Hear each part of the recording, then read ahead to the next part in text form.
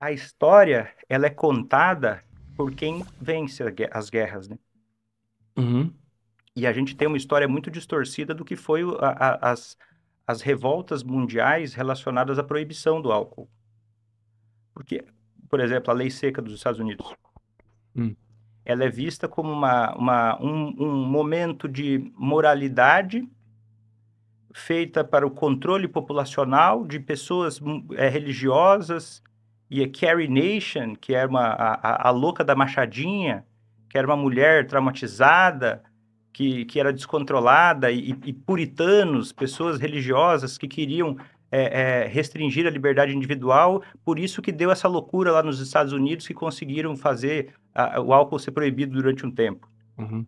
A verdade é que o movimento de regulação de substâncias, ele existe praticamente desde que a sociedade se organizou, porque o álcool ele existe desde as primeiras sociedades. E sempre que a sociedade se organizou, ela teve algum tipo de controle sobre o álcool. Ou alguém não podia beber. Uhum. Crianças, muito rapidamente, não podiam beber. Eles já perceberam que era Então, nocivo de não alguma existe forma. nenhuma controvérsia em relação à necessidade de controle de certas substâncias. Só que o jeito que cada substância foi sendo liberada e a história que é contada por quem venceu as guerras. Uhum. E aí vem essa história de que restringir a propaganda de álcool, restringir os pontos de venda de álcool, é, tomar medidas mais, ou por exemplo, até fazer blitz da lei seca, são coisas vistas como restrições da liberdade individual. Uhum. Sendo que, por exemplo, se uma pessoa usa, sei lá, nos Estados Unidos isso é muito mais frequente, né? Quando a gente vai pegar mortalidade por drogas, a gente tem, em primeiro lugar, o tabaco, né? No mundo. Uhum. Nos Estados Unidos, um pouco mais a heroína, né? A heroína venceu porque ela Das mata guerras. muito, né? Agora, o álcool é a próxima substância que mais mata, né? E mata pessoas que não bebem. É a droga que mais causa dano aos outros. E quando a gente vai falar sobre medidas de restrição, as pessoas acham que isso é contra a liberdade individual. Só que, cara, não faz sentido você ter cerveja para vender em qualquer lugar, sem nenhum tipo de rótulo.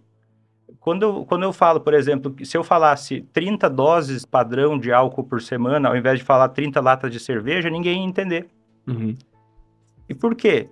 Como é que a gente sabe o que é uma dose padrão?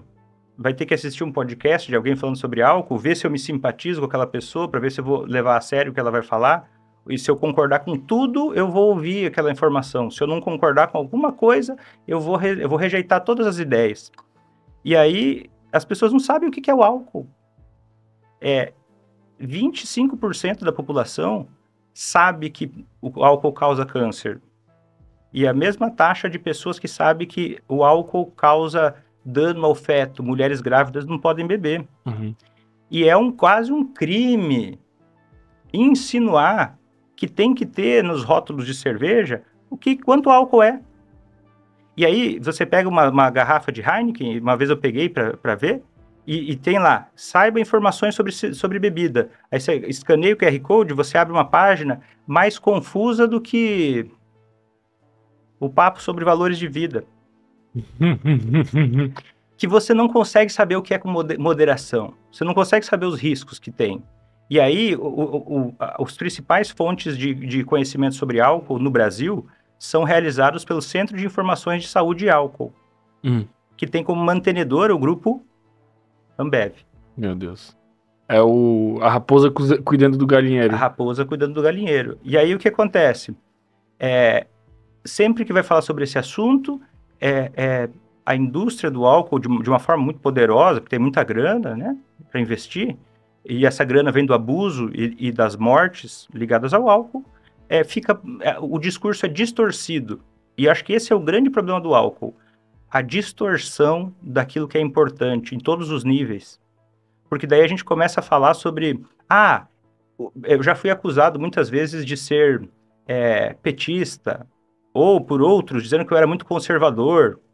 Porque quando eu trago um discurso político para uma conversa, a emoção toma prioridade. E aí as informações que estão sendo ditas, elas somem, Uhum. elas desaparecem. Valor. Porque daí, esse cara ele é contra a liberdade individual. Mas espera aí, ninguém acredita que a liberdade individual total deva ser a melhor medida para... Nenhuma sociedade acredita nisso. Nem o capitalismo, nem o eu não vi, nunca ouvi falar. Quer dizer, tem aqueles malucos que usam chapéu de alumínio, né? Talvez eles falem uma coisa Né? assim. Liberdade total. Não, liberdade total é complicada, porque, imagina, a gente demora um tempão para amadurecer. Se não tivesse, no mínimo, alguma lei que pudesse coordenar um pouco nossa convivência, já do jeito que já é difícil. E a nossa saúde... O que que deveria ter na lata de cerveja? Na garrafa de... Deveria ter. Esse é um alimento cancerígeno. Não existe dose segura. Deveria ter. Quantas doses de álcool isso significa? E um link para você acessar um material claro, objetivo, sobre todas as circunstâncias que não deve consumir álcool e qual o fator de risco para cada coisa. E por que isso foi feito, por exemplo, com cigarro? Tu acha a campanha do cigarro boa? A campanha do cigarro do Brasil é modelo mundial. Ela diminuiu mortes por tabaco, ela foi muito boa. E por que aconteceu isso com o cigarro e por que isso não acontece com o álcool? Questões políticas e erros da indústria do tabaco. Que tipo de erros? Eles pagavam para médicos dizerem que o tabaco fazia bem para a saúde. Eles demoraram muito para admitir o quanto o tabaco estava ligado a câncer. Entendi. E aí, isso gerou uma desconfiança. A indústria do álcool aprendeu muito com isso. E eles tomam muito cuidado para continuarem parecendo legais. Patrocinando a Kira Grace, o Minotauro, patrocinando a Mari Krieger, patrocinando a Monja Coen, comprando essa galera, comprando pessoas influentes para continuar tendo uma imagem de que, olha, a indústria do álcool é sustentável. Essas pessoas sabem os malefícios do álcool? Que pessoas? Essas que tu citou, por exemplo. Não sei. Ou elas são, tipo, reféns da narrativa e sei lá. Eu acho complicado isso, né? Eu acho que a gente é responsável por aquilo que a gente endossa, né? Se eu, sei lá, começo a fazer propaganda de um suplemento. Aqui no Sem Groselha você vai aceitar o patrocínio da Blaze. Você sabe sobre os males da Blaze? Eu acho que a gente é responsável pela nossa ignorância, às vezes, né? Eu acho que quando a gente está numa posição de influência, né? E quando a gente produz conteúdo, eu acho que a gente se coloca nessa posição, a gente pode até ignorar a nossa responsabilidade. Mas eu acho que ela existe, a gente impacta pessoas, né? E eu acho que a gente é responsável. E ainda mais quando a gente... as pessoas não têm muita restrição contra o proibir. Por exemplo, eu espero que se eu for num açougue e comprar uma carne, que essa carne não vai me adoecer. Não vai estar estragada, pelo menos.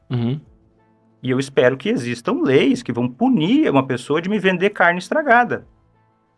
Então, você restringir o comércio e a exploração do lucro de produtos nocivos à saúde é uma prática absolutamente racional, lógica, banal, lógico, né? Você não acha normal ir num restaurante, o restaurante continuar aberto se ele te vende comida estragada? São restrições do comércio. Eu não posso lucrar com coisas que vão fazer mal para os outros. Eu acho que... Mas isso não abre margem para muita coisa? Isso não abre margem, por exemplo, a proibição de alimentos com alto teor de sódio e açúcar, sei lá. Talvez Nutella fosse proibido nesse mesmo raciocínio. A gente nem está falando sobre proibição ainda. É que esse assunto não consegue nem amadurecer para uma coisa mais racional. Por quê? Só de mencionar isso, você já falou sobre proibição. Tá. Só que, por exemplo... A gente tá falando de regulamentação. Regulamentação. Imposto. A ACT, que é a ACT, que é uma entidade não governamental ligada à promoção da saúde. Estava promovendo uma campanha para que houvesse um imposto seletivo que aumentasse o imposto das coisas que fazem mal à saúde, produtos não saudáveis, para diminuir o imposto ligado às coisas saudáveis. Você é contra? Eu sou totalmente a favor. Porque daí a comida saudável poderia ser mais acessível. Só que a gente vê... Isso faz até sentido econômico, né? O que tu economiza, por exemplo, no SUS. Total. Só que a gente vê esquemas de diminuição de impostos da bebida há muitos anos no Brasil. A cerveja, ela continua cada vez mais acessível, por exemplo. Porque os impostos eles não aumentam conforme a inflação, por exemplo. A indústria do álcool, ela recebe toneladas de incentivos fiscais. Porque gira muito dinheiro, eles molham a mão das pessoas certas. Porque poucas pessoas se beneficiam contra uma população que é indireta, né? A gente assume esses riscos naturalmente, a gente transforma isso numa discussão política. Mas o problema é que a população compra a briga para estar do lado do álcool também. Se isso fosse levado a público, o que a gente está falando aqui... As pesquisas mostram que as pessoas apoiariam, na sua maioria. Então, só que quantas pessoas sairiam de casa para fazer isso? Quantas pessoas checariam se a pessoa que vão votar está ligada com isso ou com aquilo? Sim. Começa a entrar eles pegam na hipnose coletiva, nesse transe coletivo que as pessoas estão vivendo para gerenciar as próprias vidas, e aí se aproveitam disso. Mas é que a narrativa da liberdade individual vai fisgar as pessoas. A pessoa vai preferir poder escolher o que ela faz e o que ela não faz, porque ela tem a sensação de que ela é consciente sobre o próprio comportamento e de que aquilo não causa danos a ela. Igual quando o Maluf foi proibir cigarro em locais públicos e obrigar as pessoas a usar cinto de segurança. Não sei se você já viu, eu até postei um tempo atrás na Roda Viva, as pessoas escarnecendo ele, os jornalistas. Quer dizer, então, que agora eu vou ter que... vai ter que ter um bar para fumante e um bar para não fumante. Como é que é isso? Porque se eu quero poder fumar meu cigarro... Aí o Maluf, né?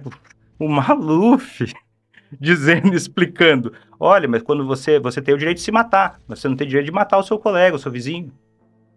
E quando você fuma, você faz isso. Se o álcool não tivesse consequências sociais danosas aos outros indivíduos, na tua opinião, ele poderia ser mantido do jeito que é? De alguma forma? Eu sei que isso é meio utópico. Acho que não. Porque eu acho que as pessoas não têm informação nenhuma real sobre o álcool. Ah, tá. Entendi. Esse é o problema, né? As pessoas não sabem que faz mal nem pra elas mesmas. Não sabem. Quem dirá pros outros? Eu não sei que risco que eu tô correndo. Porque o jeito que ele é oferecido hoje, ele não demonstra isso que eu tô dizendo.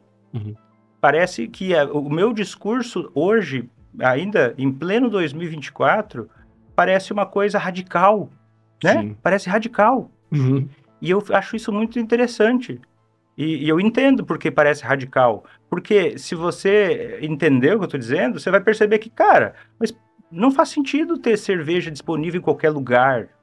Não faz sentido. Cara, o que não faz mais sentido ainda é literalmente tu comprar algo que te faz tão mal e não tá escrito que te faz mal. Isso é insano. E você não conseguir saber o que é uma dose. O Ministério de Saúde, por exemplo, do Brasil, ele não assumiu nenhum posicionamento sobre o que em relação a isso. Eles usam o critério do NIAAA.